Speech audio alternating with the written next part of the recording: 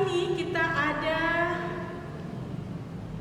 di penghujung perjalanan Tuhan Yesus menuju Golgota. Karena kemarin pada kebaktian Minggu kita telah ada pada perayaan Minggu Sengsara yang ketujuh, Minggu Sengsara Tuhan Yesus yang ketujuh atau yang terakhir.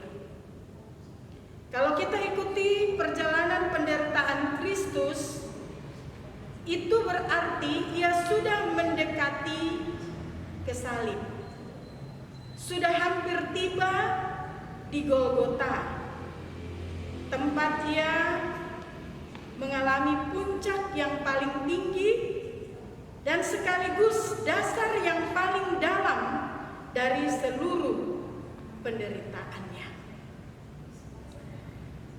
Bagian firman Tuhan yang kita baca itu diawali dengan kata sesudah mengatakan demikian. Siapa yang berkata dan perkataan apa? Itu dapat kita lihat dalam ayat 37 dan ayatnya yang ke-38. Dua ayat terakhir perikop dalam pasalnya yang ke-18 sebelum bagian bacaan kita. Maka kata Pilatus kepadanya, "Jadi engkau adalah raja?" Jawab Yesus, "Engkau mengatakan bahwa aku adalah raja. Untuk itulah aku lahir dan untuk itulah aku datang ke dalam dunia ini, supaya aku memberi kesaksian tentang kebenaran. Setiap orang yang berasal dari kebenaran mendengarkan suaraku." Kata Pilatus kepadanya, "Apakah kebenaran itu?" Nah, jadi setelah Pilatus mengatakan apakah kebenaran itu, maka Pilatus mendapatkan orang-orang Yahudi dan berkata kepada mereka, "Aku tidak mendapati kesalahan apapun padanya." Pilatus tidak mendapati kesalahan apapun dalam diri Tuhan Yesus. Tetapi mengapa walaupun berkali-kali Pilatus katakan bahwa dia tidak mendapati kesalahan apapun dalam diri Yesus, tetapi Yesuslah yang harus disalib, sementara Barabas yang adalah perampok, yang adalah penyamun, penjahat kaliber, seorang lestes yang artinya penggarong, perampok yang selalu melakukan kekerasan dalam menjalankan pekerjaannya ini, justru dia yang dibebaskan. Sementara Yesus yang nyata-nyata tidak bersalah, dia yang harus kesalib, harus menanggung, harus menerima hukuman terberat, yaitu hukuman salib dalam ayat 39 dan ayat 4. Dari bacaan kita ini kita dapat melihat beratnya jalan menuju salib itu karena keputusan yang tidak adil. Jalan Via Dolorosa yang harus dilewati oleh Yesus. Dari ayat 1 pasal 19 di situ mulai penderitaan ini, penderitaan yang berat saat Yesus disesah atau dipukul. Kemudian ayat 2, mereka menghina dia dengan mengenakan mahkota duri dan jubah ungu. Dalam ayat 5b, mereka menampar mukanya. Orang yang tidak bersalah ditampar mukanya. Dalam ayat yang ke-15 dan ayat 16 bagian A, seruan ejekan kepada Yesus, salibkan dia, dan bebaskan Barabas. Ini menunjukkan bahwa mereka sangat membenci Yesus yang tidak bersalah, tetapi mengasihani Barabas yang nyata-nyata melakukan banyak sekali kejahatan di tengah-tengah masyarakat. Nah, teman-teman pemuda yang Tuhan Yesus kasihi, di tengah-tengah perenungan perjalanan Via Dolorosa ini, saya membayangkan jika saat itu saya ada di sekitar pengadilan Tuhan Yesus, apa yang saya teriakan? Apakah saya juga meneriakan salibkan Yesus dan bebaskan Barabas? Atau di tengah-tengah kerumunan orang banyak yang menonton Yesus tertati-tati memikul salibnya, saya bertanya, mengapa orang yang begitu baik, yang cuma ada kelemah lembutan memancar dari wajahnya, yang cuma ada kebaikan tersimpan dalam hatinya, dan yang cuma ada belas asih atau belas kasihan yang keluar dari tindakannya, mengapa orang sebaik itu, mengapa orang seperti Yesus yang tidak bersalah harus menderita? Mengapa Yesus harus disalibkan?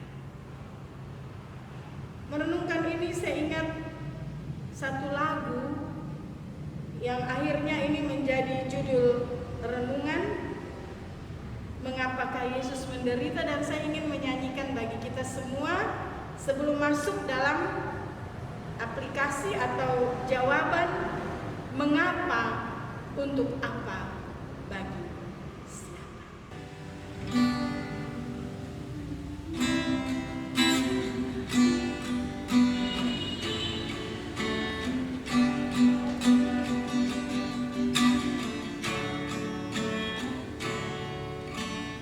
Mengapakah Yesus menderita? Untuk apa Yesus disalib?